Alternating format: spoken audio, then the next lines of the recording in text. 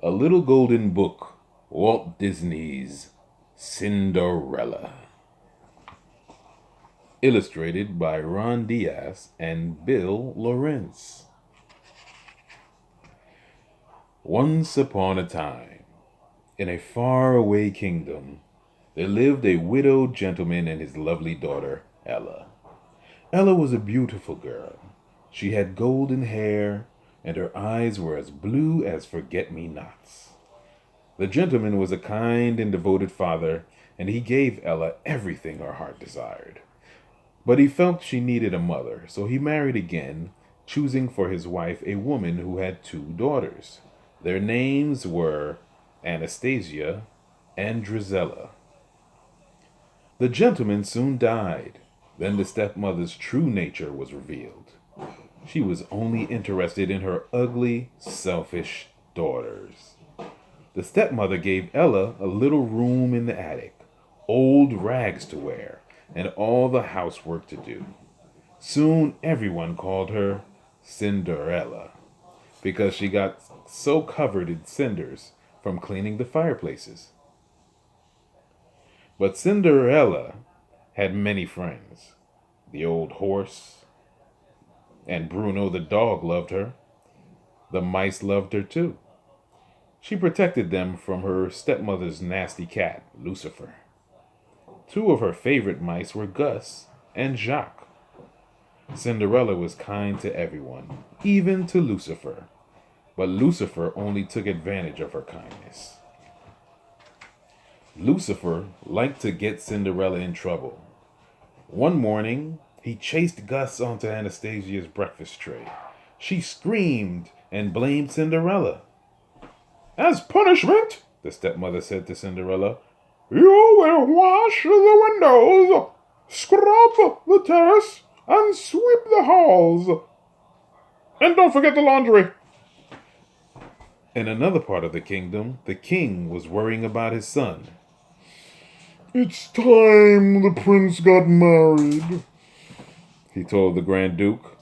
"But sire," said the Grand Duke, "he must fall in love first." "No buts about it. We'll have a ball tonight. It will be very romantic. Send out the invitations."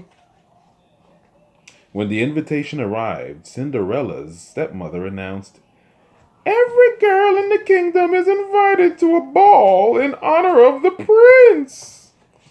"Why, that means I can go too," Cinderella said.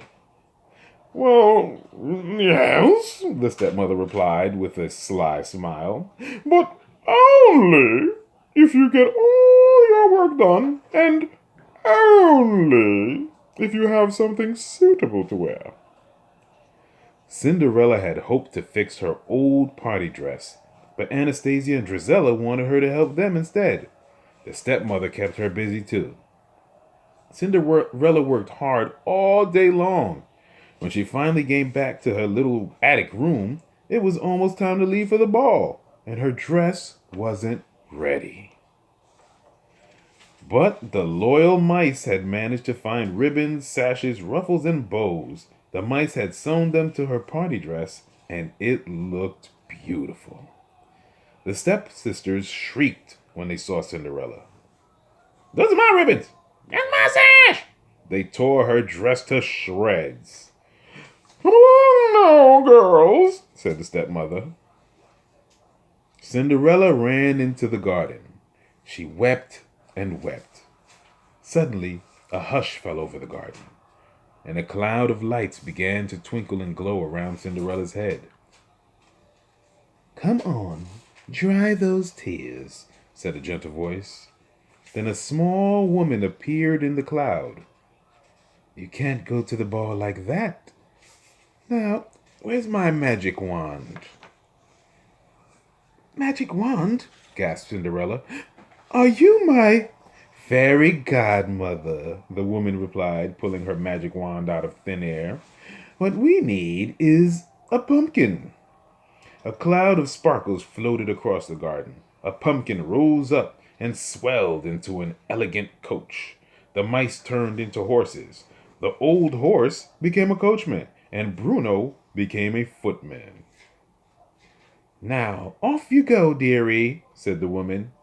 "But my dress," said Cinderella. The fairy godmother looked at it. "Good heavens!" With a wave of her wand, she turned Cinderella's rags into an exquisite gown. On Cinderella's feet were tiny glass slippers. "Now remember," the fairy godmother said, "you must leave the ball at midnight. That's when the spell will be broken and all will be as it was before." Cinderella promised. Then she stepped into her magical coach and was swept away to the palace. When Cinderella arrived at the ball, the prince was yawning with boredom. Then he caught sight of her. Ignoring everything around him, the prince walked over to her. He kissed Cinderella's hand and asked her to dance. They swirled off across the ballroom. The prince never left Cinderella's side. They danced every dance together. As everyone watched them, the lights dimmed and sweet music floated out into the summer night. And then Cinderella heard the clock begin to chime. "Oh no," she gasped. "It's midnight. I must go." "Wait! Come back!" called the prince. Cinderella hurried down the palace steps. In her haste, she lost one of the glass slippers, but she had no time to pick it up. She leapt into the waiting coach. As soon as the coach went through the gates, the magic spell broke. Cinderella found herself standing by the side of the road, dressed in her old rags. On her foot, she still wore the other glass slipper. Her coachman was an old horse again, and her footman was Bruno the dog. Her coach was an old hollow pumpkin, and her horses were four of her mouse friends. They looked sadly at Cinderella. They all hurried home.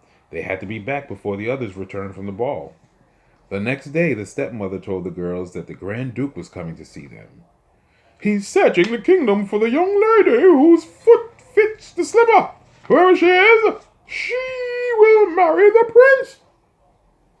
Cinderella smiled and hummed the very waltz that had been played at the ball. The stepmother became suspicious. She locked Cinderella in her room.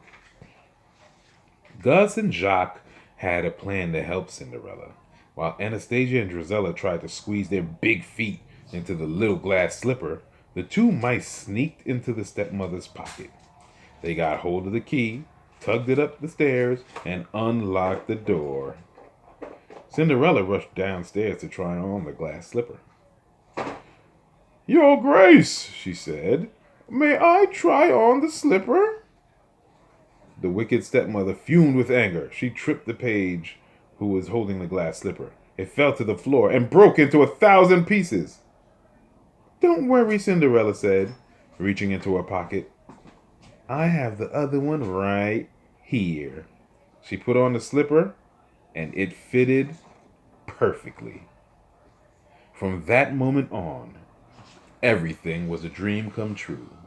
Cinderella went off to the palace with the happy Grand Duke. The prince was overjoyed to see her, and so was the king. Cinderella and the prince were soon married. In her happiness, Cinderella didn't forget about her animal friends. They all moved into the castle. Everyone in the kingdom was delighted with the prince's new bride, and Cinderella and the prince lived happily ever after. The end.